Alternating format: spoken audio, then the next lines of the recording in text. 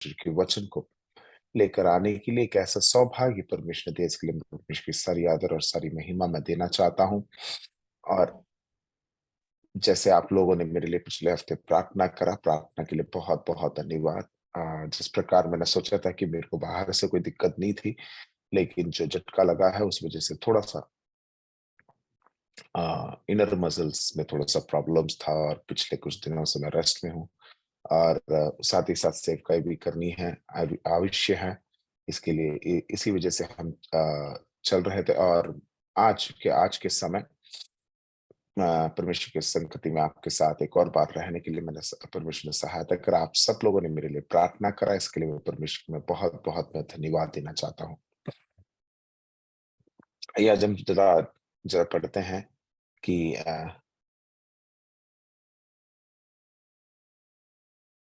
मैं विश्वास करता हूँ कि आप सबको मेरा स्क्रीन दिख रहा है।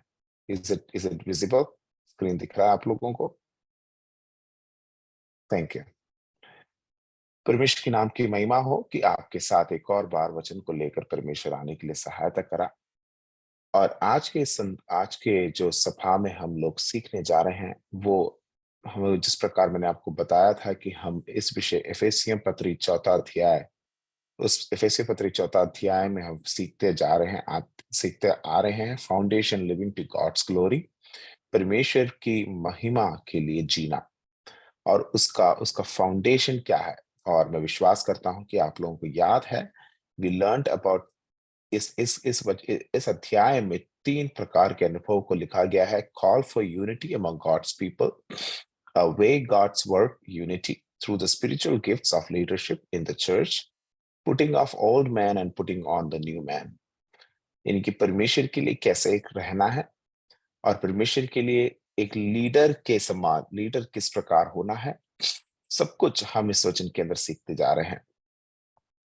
और उसका पहला पॉइंट जो था, call for unity among God's people, परमेश्वर के लोगों के बीच एकता का आवश्यकता क्या है, यानी कि what is the importance of it.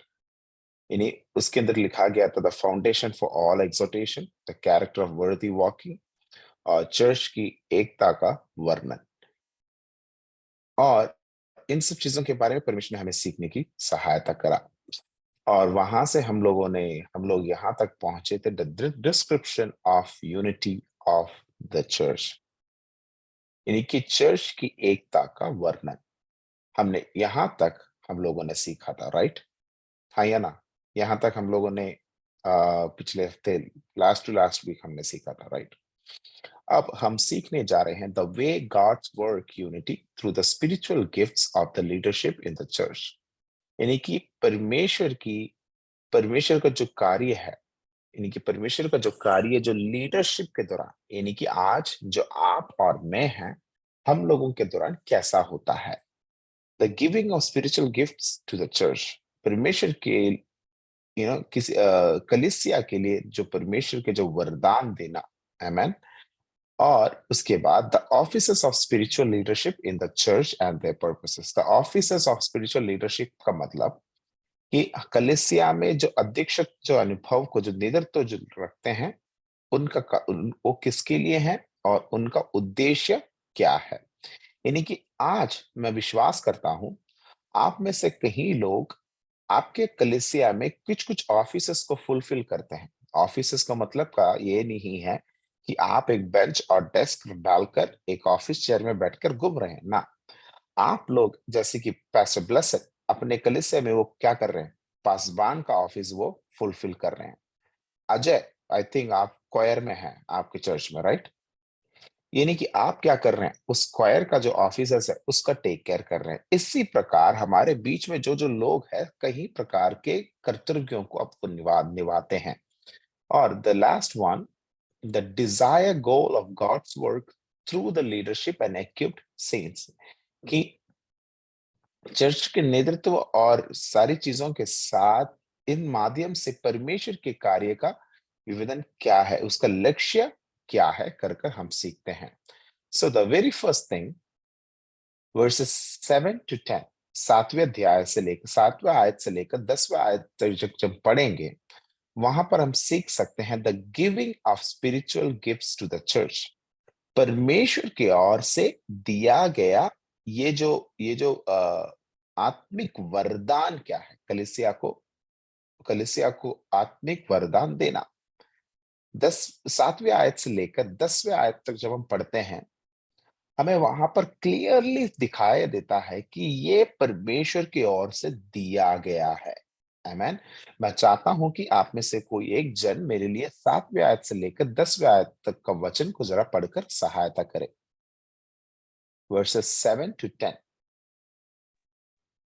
पर हम में से हर एक को मसीह के दान के परिमाण के अनुसार अनुग्रह मिला है। इसलिए वो कहता हम्म। है, वह ऊंचे पर चढ़ा और बंदियों को बांध ले गया और मनुष्यों को दान दिए। उसने चढ़ने से और क्या पाया जाता है, केवल यह कि वह पृथ्वी की निचली जगहों में उतरा भी उतरा भी था। और जो उतर गया था वही है जो सारे आकाश से ऊपर चढ़ भी गया है कि सब कुछ परिपूर्ण करे। आमेन। यहाँ पे हमें हमें समझ आता है कि it was given to us, right? है ना? अभी मानो मैं आपको एक छोटा सा एक एग्जांपल मैं देना चाहता हूं। क्या आपका अब मान मान लिया जाए, अभी कैंप्स में हुए या फिर कहीं काम में जाए, अगर आपको एक जॉब में जाते हैं, आप एक जॉब में जाते हैं, वहां पे आपकी क्वालिफिकेशन को देखने के बाद वो क्या करते हैं? आपके जॉब को प्रमोशंस देते हैं, हाँ या ना? यस और नो? यानी कि क्या आपने एमबीए करा है, क्या आपने बीबीए करा है, क्या फिर आपने सॉरी बीबीए करा है, एमबीए करा है, डॉक्टरेट करा है, इन सब चीजों को ध्यान पे रखने के बाद आपको क्या करते हैं? आपको वहां पर सिखाते हैं। लेकिन मेरा क्वेश्चन, जब आपको परमेश्वर ने एक एक लीडरशिप बनाया, अभी मेरे को मैं पूछना चाहूंगा, अभी विपिन परमेश्वर की सेवकाई में है, राइट? और हम जानते हैं परमेश्वर की सेवकाई का जो इंपॉर्टेंस क्या है। सबसे प्रथम एक सेवकाई है, राइट? यहाँ पे इस पृथ्वी में जो कुछ कुछ लोगों को लगता है कि परमेश्वर की सेवकाई क्या है, किसी को नहीं मिला तो परमेश्वर की सेवकाई करो ना, उसके लिए बहुत बड़ी बुलाहट है, राइट? लेकिन हम कई बार क्या करते हैं, हमारे क्वालिफिकेशंस के पार परमेश्वर ने हमें क्या करा है, इसके लिए बुलाया, लेकिन हम इस चीज को नहीं समझते कि वो हमारे लिए दिया गया है। आमेन। अनुग्रह दिया गया है। Grace was given. Grace was given. आज हमारे इसमें जो सिस्टम में जितने भी लोग हैं, हम इस स्पेशली इन मीटिंग्स को हम क्या मीटिंग्स करके बोलते हैं? साधारण मीटिंग्स बोलते हैं या फिर लीडरशिप मीटिंग्स बोलते हैं? कैसे मीटिंग्स बोलते हैं, कैसे बाइबल स्टडीज बोलते हैं? हम किसको प्रिपेयर कर रहे हैं? लीडर्स को। लीडर्स को, राइट? यानी कि आप एक लीडर हैं, राइट? यानी कि आप आम व्यक्ति नहीं हैं। आपको परमेश्वर की ओर से दिया गया एक अनुग्रह है। मैंने एक आपको एक अनुग्रह परमेश्वर की ओर से दिया गया है। और ये कैसे दिया है? वह जब वह ऊंचे पर चढ़ा, राइट? जब वह ऊंचे पर चढ़ा, तब उस can you just read that for me? The third point on the screen. Screen पे ये जो थर्ड पॉइंट है।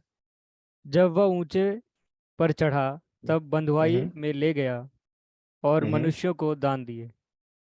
आमेन। जब वो ऊंचे पर चढ़ा तब वो क्या हुआ? बंधुआई में ले गया और मनुष्य को दान दिया, राइट?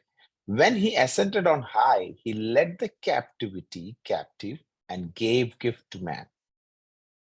यानी कि आज जो भी लीडर्स हम बने हैं, it was released by the love of God. परमेश्वर के और उन्होंने क्या करा, उसको उनको रिलीज कर दिया। The next verse, now this, he ascended. What does it mean?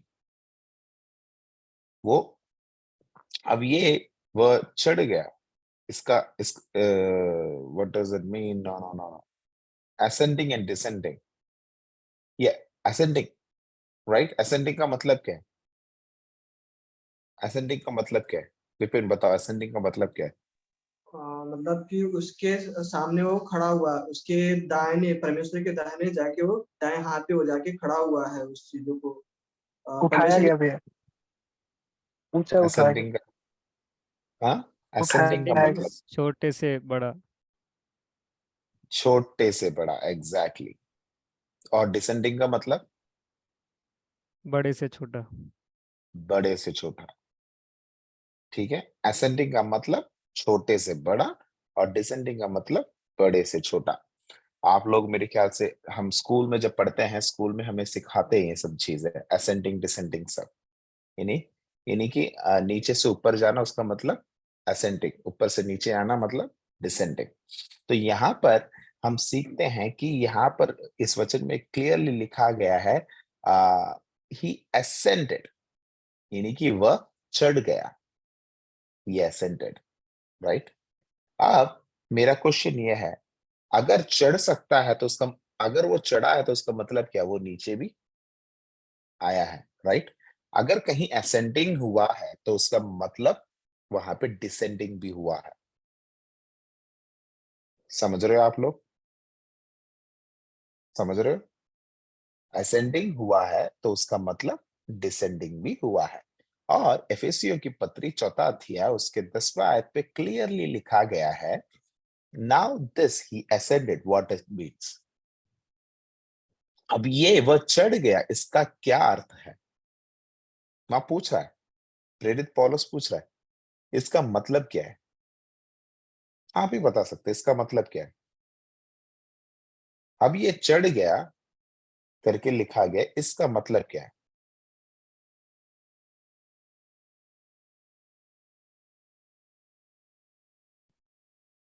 कोई आइडिया नहीं?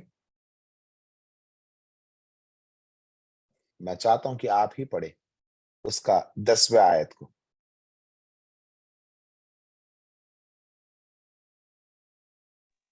Finally, be strong in the Lord and in the strength of his might. Ephesians 6 verse 10.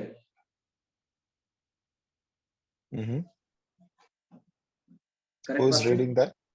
Who is reading that? This is Pastor Stephen from Parvani.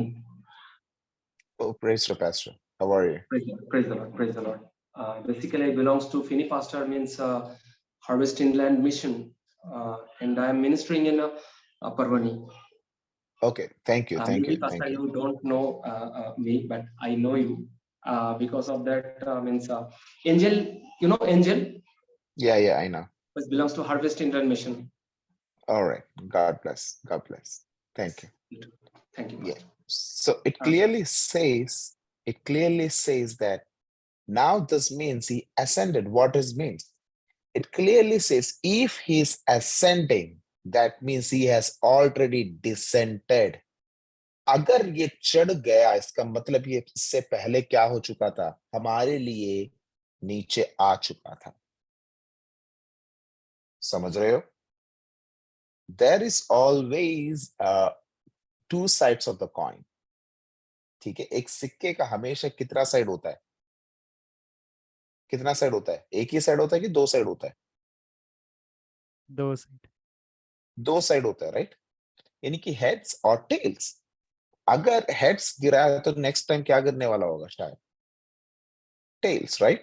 So it is the probability, but here the Paul clearly saying, यहाँ पे Paul clearly बता रहा है, इसका मतलब वो चढ़ गया, इसका मतलब कुछ और नहीं, वो हमारे लिए नीचे स्थान तक वो आया भी था।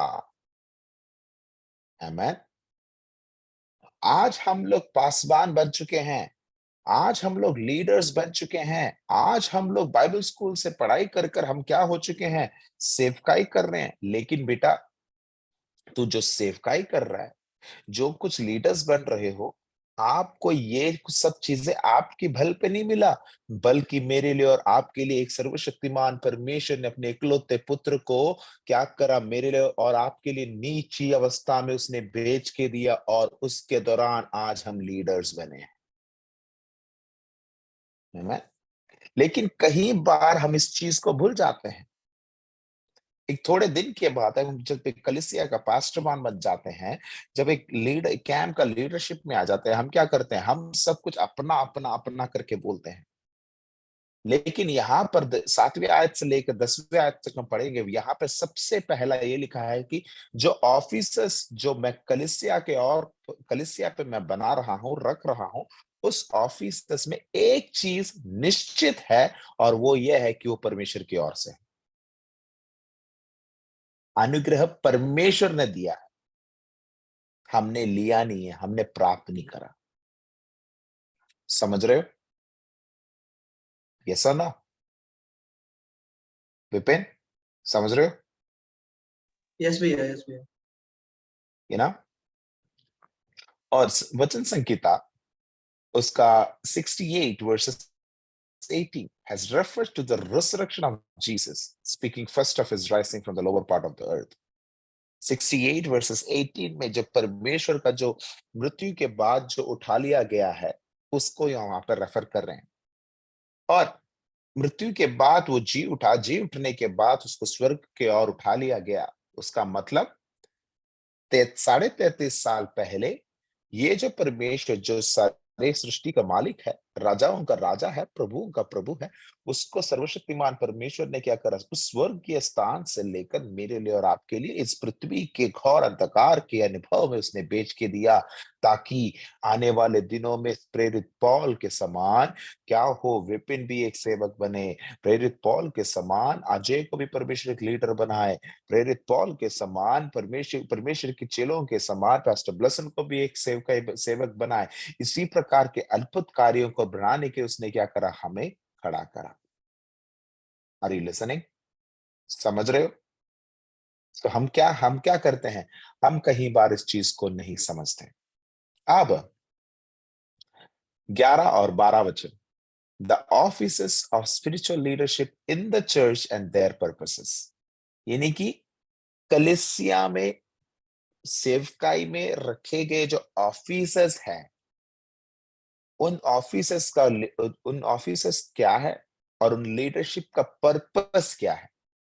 पर्पस क्या है, यानी कि कलीसिया के जो भी नेतृत्व है और उस कलीसिया के उनका उद्देश्य क्या है। Why are they placed, why are you placed, परमेश्वर ने आपको क्यों प्लेस किया है, क्यों रखा गया है, इसके बारे में हम सीखते हैं 11 और 12 वचन के। आमेन। इस ऑफिस का सबसे पहला हेड कौन है, यहां पर क्लियरली लिखा गया है। मैं चाहता हूं कि आप में से कोई एक जन 11वां वचन और 12वां वचन को पढ़कर मदद करे। और उसने कुछ को प्रेरित नियुक्त करके, और कुछ को भविष्यद्वक्ता नियुक्त करके, और कुछ को समाचार सुनने वाले नियुक्त करके, और कुछ को रखवाले और उपदेशक नियुक्त करके दे दिया, जिससे पवित्र लोग सिद्ध हो जाए और सेवा का काम किया जाए।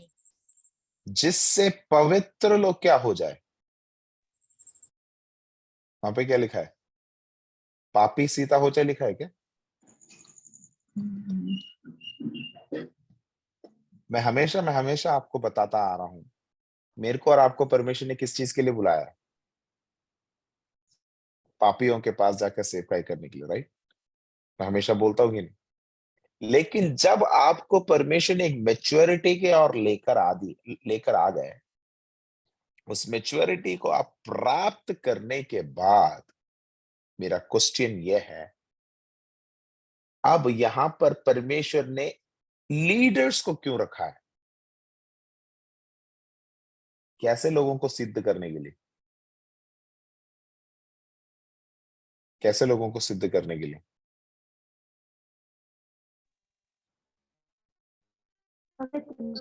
पवित्र। अब मानो, अब रेस्पॉन्सिबिलिटी का जो गंभीरता है, जो जो इंपॉर्टेंस है, जो वेट है, उसको मैं समझाना चाहता हूं।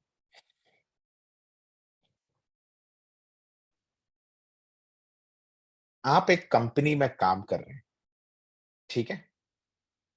अपने आप को एक कंपनी में काम कर रहे समझो।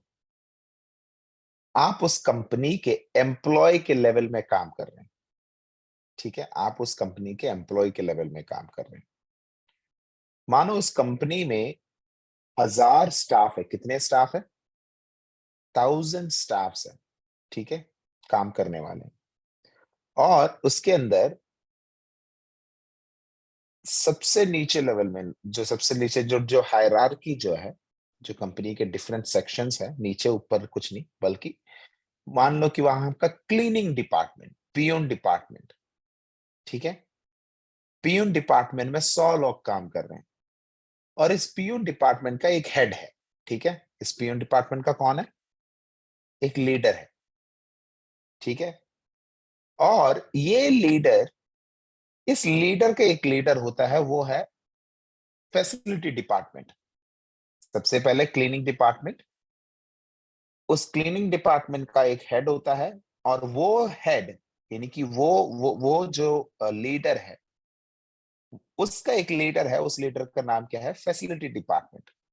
ठीक है, अब फैसिलिटी डिपार्टमेंट में क्या है? केवल क्लीनिंग नहीं है, वहां पे मेंटेनेंस है, वहां पे क्लीनिंग है, वहां पे किचन है, पैंट्री के लोग होंगे, वहां पे पेंटिंग के लोग होंगे, वहां पे प्लम्बिंग के लोग होंगे। इन सारे लीडर्स को कहां पे करते हैं? मेंटेनेंस डिपार्टमेंट में आता है। ठीक है, अब ये मेंटेनेंस डिपार्टमेंट का लीडर किसके लिए, वो किसके नीचे है? वो एक ऐसा मैनेजमेंट के नीचे है जहां पर सारा चीजें मेंटेनेंस करते हैं।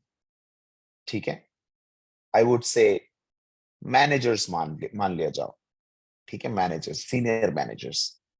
अब ये सीनियर मैनेजर भी एक एक बोर्ड के अंग होंगे, यानी कि किसी बोर्ड के अंडर में होंगे। समझ रहे हो? किसी बोर्ड के अंडर में होंगे, यानी कि उस बोर्ड के अंदर कितने लोग होंगे? मैक्स टू मैक्स 10 या 12 लोग। 1000 लोगों की कंपनी, उस कंपनी में एक मैनेजमेंट टीम है जहां पर 10 लोग मैनेज कर रहे हैं पूरा कंपनी को। ठीक है, समझ रहे हो?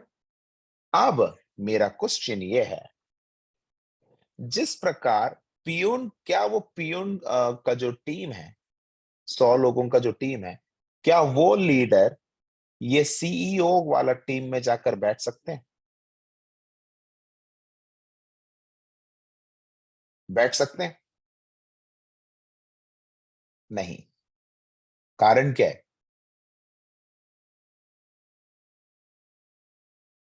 कारण एक ही है, उनका कॉलिंग, उनका ड्यूटी क्या है? सिर्फ क्लीनिंग डिपार्टमेंट को मैनेज करना है, राइट? और उनका नॉलेज सिर्फ क्लीनिंग डिपार्टमेंट पे बेस्ड होगा। समझ रहे हो? समझ रहे हो आप लोग? अगर समझ आ रही है तो आप शायद मेरे को थम्स अप दिखा सकते हैं।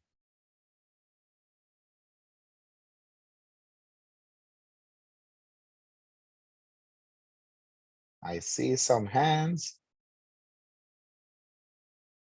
I see some hands. Okay. Right? So, वो सबसे नीचे वाले लेवल, लेकिन मेरा क्वेश्चन, क्या जो सीईओ वाला जो बोर्ड मेंबर्स हैं, 10 बोर्ड मेंबर जो है, क्या वो लोग ये क्लीनिंग डिपार्टमेंट के लोगों के तरह सोचेंगे या फिर उनका सोच अलग होगा? बताइए। अलग होगा मैं उनका चाहता हूँ, सोच, कैसे अलग होगा? क्योंकि वो क्या क्लीनिंग वहां पर, हाँ, क्योंकि क्लीनिंग डिपार्टमेंट वाले सिर्फ अपना ड्यूटी करेंगे ना, ऑफिस को या कंपनी को क्लीन करने के लिए, लेकिन सीईओ तो कंपनी की ग्रोथ को और कंपनी को मैनेजमेंट करने के लिए सोचेगा। राइट। इसी प्रकार आपको और मेरे को सर्वशक्तिमान परमेश्वर ने आप कहां से कहां लेकर आ गए। आपने जब सेवकाई शुरू करी थी, राइट, अभी फॉर एग्जाम्पल पिछले कैंप में आप लोग गए, राइट, अजय, विपिन, जितने भी लोग आए थे, ठीक है, वहां पे कितने लोग थे? कुल मिला के कितने बच्चे थे?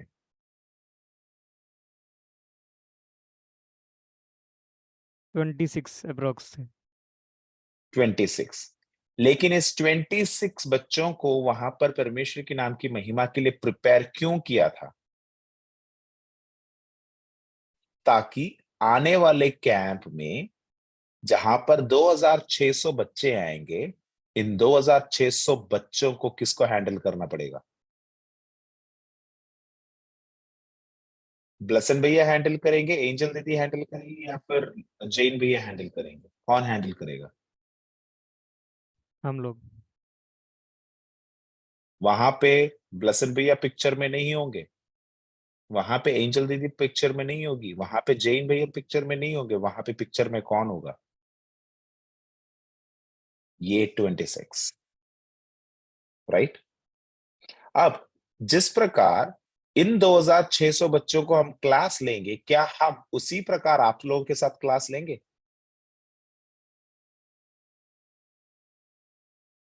मैं जानता हूं कि मेरा जो पढ़ाई का जो है थोड़ा सा धीरे धीरे थोड़ा सा क्या कह रहे हैं, थोड़ा सा हार्ड होता जा रहा है, राइट? जैसे मैं आप लोगों के साथ पहला मैं क्लास लेता था, क्या मैं अब ऐसा क्लास लेता हूं? अब टॉपिक्स थोड़ा सा हार्ड हो रहा है, टीचिंग मेथड थोड़ा सा हार्ड हो रहा है, लेकिन क्यों? क्योंकि अब मैं उनको उन लोगों को सिखा रहा हूं जो लीडर्स बन चुके हैं, राइट? मानो अब भी मैं आप लोगों को स्पून फीडिंग करता रहूंगा, अभी मैं आप लोगों को वैसा ही देता रहूंगा, जैसे कहते हैं बेटा दूध पी लो, बेटा बिस्किट खा लो, बेटा आप चावल खा लिया, नहीं खाया, लो और मैं पिलाता हूं और मैं खिलाता हूं ना। अब हमारा कर्तव्य क्या है कि आप बिल्ड हो चुके हो, आपको एक नेक्स्ट लेवल तक पहुंचाना है, राइट? यानी कि इसी प्रकार आपको सिखाने का रीति अलग है। अब सिखाने वाला मेरा जिम्मेदारी क्या है? आज भी मैं सेम क्लास को मैं लूं जो मैंने 1-1.5 साल पहले से मैं लेना शुरू किया था, मैं अगर मैं उसी लेवल का मैं क्लास लूंगा, तो आप लोग क्या बोलोगे? यार भैया तो अभी भी वही सिखा रहे हैं यार, पाप से बाहर आओ, पाप को छोड़ो और विश्वास के समान जियो, विश्वासियों के समान जियो। भैया ये हम पिछले क्या 1-1.5 साल से सुनते जा रहे हैं ना। अब हमें एक नेक्स्ट लेवल तक पहुंचना है, तो उसके लिए प्रिपरेशन ज्यादा किसको करना पड़ेगा? आपको या मेरे को? आपको। किसको करना पड़ेगा? यानी कि जैसे जैसे रेस्पॉन्सिबिलिटी बढ़ता है, प्रिपरेशन बढ़ता ही रहेगा। आप लोगों ने बोला कि आप सब लीडर्स हो, अब आपका प्रिपरेशन पहले समान नहीं है, पहले से ज्यादा है, क्योंकि अब आप उन लोगों को सिद्ध करने जा रहे हो जो पवित्र है। बाप रे बाप, जो पापी लोग हैं उनको सिद्ध करना बहुत आसान है, लेकिन जो पवित्र लोग हैं उनको सिद्ध करना बेटा हमारे बाल झड़ जाएंगे। आप लोगों ने कभी सोचा है कि कलीसिया के पास्टरबान बनने के बाद हम सबके बाल जल्दी जल्दी सफेद क्यों हो जाता है? मेरा तो बाल ऑलरेडी सफेद होना शुरू हो गया वहां यहाँ से। उम्र तो बस सिर्फ 32 है, लेकिन अभी से बाल सफेद। रीजन क्या है पता है? पहले जो मेरी सेवकाई थी वो क्या कहाँ था? लोगों के बीच में जाना, सेवकाई करना, वापसी आना। लेकिन अब मेरी सेवकाई कहाँ है? एक कलीसिया में, और उस कलीसिया के सिद्ध लोगों को सीधा करना। बाप रे बाप। तो आप लीडर्स जो है, आपको परमेश्वर ने एक ऐसा जगह डाला है कि आपके बाल सफेद होंगे, आपके बाल जड़ेंगे, आपके सारा चीजें क्या होगा, धीरे धीरे आपका जो हैंडसमनेस है सब कुछ धीरे धीरे खत्म हो जाएगा। लेकिन एक चीज को कभी मत भूलना, सर्वशक्तिमान परमेश्वर आपको एक ऐसे कर्तव्य को रखा गया है कि उसने आपको एक लेवल आगे बढ़ा दिया। कितने लोग खुश हैं? आप सब एक ऐसे लीडर्स बन चुके हो जहां पर परमेश्वर ने आपको बुलाया है। आमेन। यहां पर क्या लिखा गया है? उन लोगों को सीधा करे जो ऑलरेडी सीधा है, राइट?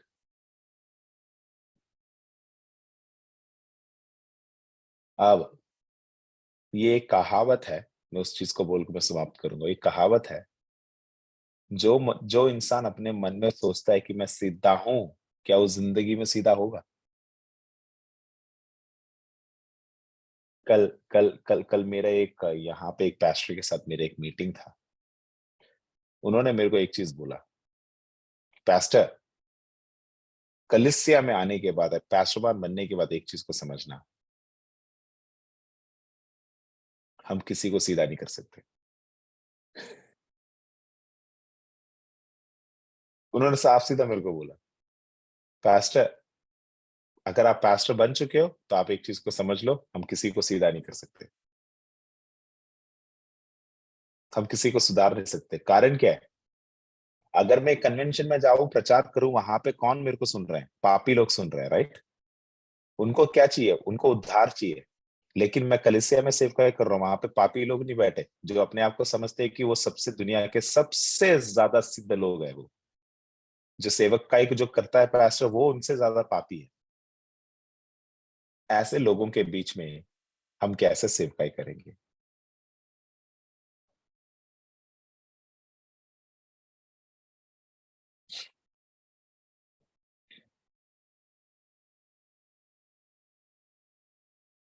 लेकिन 11वां और 12वां वचन को जब पढ़ेंगे, उसका शुरुआत में ऐसे लिखा है, वह खुद को इस सेवकाई के लिए उसने समर्पण करा, राइट? हाँ या ना? उसने खुद प्रेरित प्रेरित प्रेरित के बाद भविष्यवक्ता के बाद, प्रेरित से पहले, भविष्यवक्ता से पहले, समाचार प्रचारक से पहले, एक पास्टर से पहले, नियुक्त क्या कहते हैं, शिक्षक से पहले, सबसे पहले बोलता है, वह खुद को करके स्टार्ट करता है in different language. God himself said, I am also a part of this ministry. आज जब मेरे को आप सुनते हैं, आप लीडर बन चुके हैं, लेकिन परमेश्वर ये कहता है कि वो खुद ये कह रहा है, आप उसके नाम की महिमा के लिए रुके। आमीन। बेटा चैलेंजिंग है। कितने लोग एक चैलेंजिंग लीडर बनना चाहते हैं? Challenging leader. मैंने आज विपिन का हाथ देखा, अजय का हाथ देखा, बाकियों का तो हाथ मैं देख ही नहीं सकता। आप लोगों को मैं एक चीज बोलूंगा, आप हमेशा एक चीज को रखना, आपको एक चैलेंजिंग लीडर बनना है।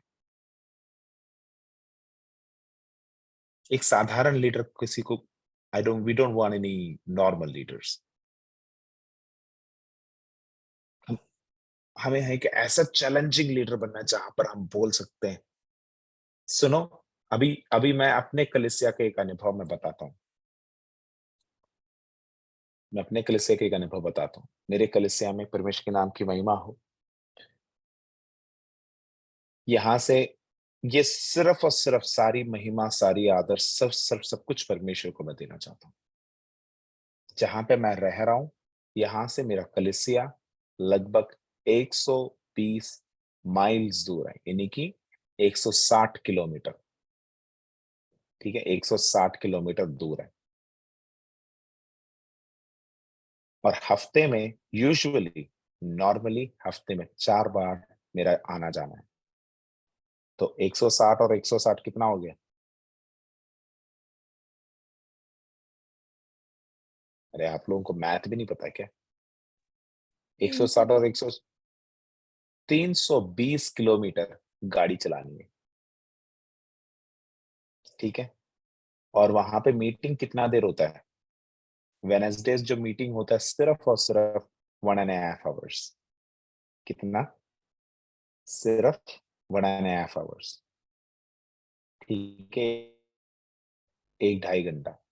मेरे को सबसे पहले मेरे कलीसिया के चर्च के लोगों ने बोला, पास्टर 1-2.5 घंटे के लिए क्यों आना है, मत आओ। हम जूम में करते हैं। मैंने उनको बोला, अगर मेरे को इस कलीसिया को आगे बढ़ाना है, जूम नहीं चलेगा, मुझे आना पड़ेगा। मेरे प्रियो, पिछले कई महीनों से ये ऐसा आना जाना चल रहा है। परमेश्वर की नाम की महिमा हो। और इस महीने 5 बपतिस्मा होने जा रहा है। मैंने अपनी जिंदगी में नहीं सोचा था कि मैं एक वेडिंग कंडक्ट करूंगा। अपने 31 साल खत्म ही हो रहा है। एक व्हाइट कपल का शादी कंडक्ट करने के लिए परमेश्वर ने सहायता करा, और उस शादी के दौरान उनके माता पिता, उनके घराने, सब लोग मसीह में आ रहे हैं। मेरा लक्ष्य यह है, हर महीने मेरे कलीसिया में बपतिस्मा होना है। हर महीने। मेरे को एक चीज समझ आया, केवल इंडिया में नहीं, यहाँ पर भी कई सारे लोग हैं जो यीशु को नहीं जानते। जब मैंने सेवकाई शुरुआत करा, मुझको नहीं पता था कि मैं कैसा कंडक्ट करूंगा, लेकिन सारी महिमा, सारी आदर सर्वशक्तिमान परमेश्वर को। जहां पर मैंने एक मलयाली चर्च में मैंने सेवकाई शुरू किया था, आज इस वक्त सर्वशक्तिमान परमेश्वर को सारी महिमा मैं देना चाहता हूँ। मेरे चर्च में स्पेनिश लोग आ रहे हैं, ब्राजीलियंस आ रहे हैं, व्हाइट्स आ रहे हैं, ब्लैक्स आ रहे हैं, इंडियंस, नॉर्थ इंडियंस आ रहे हैं, साउथ इंडियंस आ रहे हैं। बेटा, सेवकाई को शुरुआत करके ज्यादा टाइम नहीं हुआ। अगर तू उस चीज के लिए पे ऑफ करने के लिए तैयार है, तुम्हारे विजन को बढ़ाने वाला परमेश्वर अद्भुत कार्य कर सकता है। आमीन। आज मैं एक चीज कहना चाहता हूं। जब मैंने सेवकाई शुरू करी थी, सिर्फ मैं अकेला ही सेवकाई कर रहा था। आज मेरे साथ ब्राजीलियन इवेंजलिस्ट मेरे साथ दे रहे हैं, स्पेनिश लोग साथ सेवकाई कर रहे हैं। मैंने कभी नहीं सोचा था कि एक ऐसी कम्युनिटी का में परमेश्वर लेकर आएगा। Are you ready to be a challenging pastor? Are you ready to be a challenging leader? मैं खुलेआम में बोलता हूँ, मेरा सोने का समय बहुत कम हो चुका है। शायद एक दिन में 3 घंटा सोता हूँ, शायद ज्यादा से ज्यादा 4 घंटा, उससे ज्यादा मैं सोता नहीं। कारण क्या है? प्रिपरेशन। रिस्पॉन्सिबिलिटी बढ़ता है तो उतना ज्यादा प्रिपरेशन करना पड़ता है। Are you guys ready to be a challenging leader? God bless you. Amen. Thank you so much.